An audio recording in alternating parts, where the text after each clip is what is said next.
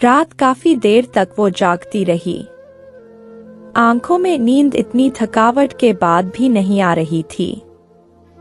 हर रोज जब वह सारे काम खत्म करके चारपाई पर लेटती तो एक ही बात दिमाग में आती, 8वां महीना चल रहा है, पता नहीं इस बार क्या होगा। सोमवती की पहले ही 5 लड़कियां थी, ऊपर से ससुराल के ताने भूल कर भी वह नहीं भूला पाती थी।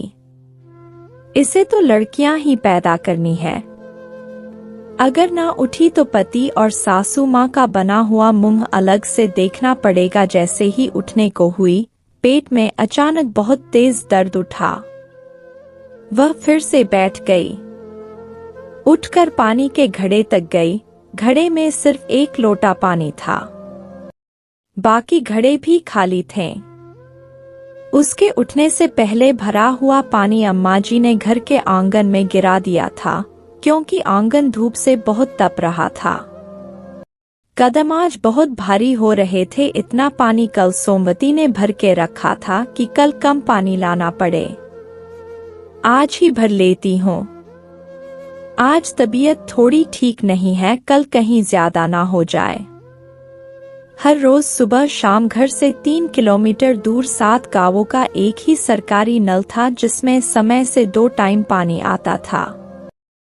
वह दिन में 10 से 12 घड़े पानी भरकर लाती थी। हर मौसम में गर्मियों में पानी लाना और भी ज्यादा मुश्किल हो जाता था। तपती रेत की हवा और सर पर पानी का घड़ा। सोमवती ने अपनी बड़ी बेटी मुन्नी को उठाया। तू भी साथ चल पानी लेने के लिए।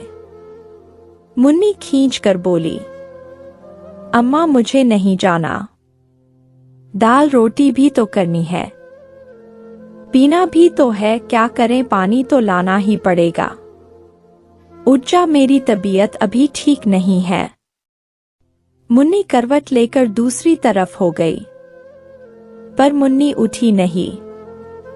सोमवती सोच रही थी, फिर भी पानी तो लाना था। घर के सारे काम करने थे, किसे कहती भी तो यही सुनती बहाने लगा रही है ताकि काम ना करना पड़े। जितना मर्जी काम कर लो, लेकिन यह करती क्या है, इसका उत्तर उसे आज तक नहीं मिल पाया था। जिंदगी एक चक्की की तरह बस काम में पिसती चली जा रही थी। हर रोज सुबह शाम पानी लाने, लकड़ियां इकट्ठी करने और खाना इसी में चला जाता उसका, लेकिन अपने दर्द को तो वह महसूस ही नहीं करती थी। इसी सोच में उसने 2 घड़े उठाए। अभी निकलने ही लगी थी कि मुन्नी भी 2 घड़े लेकर आ गई। तपती धूप में रेत में जीवन की एक बूंद तलाश करती वे दोनों सरकारी नल पर पानी भरने लगी। सोमवती मुन्नी के चेहरे को देखती हुई सोच रही थी, औरत होने की अपनी जिम्मेदारी को पूरा करती हुई अपनी एक बूंद प्यास के लिए अनेकों घड़े भरकर भी वह प्यासी ही रह जाती है।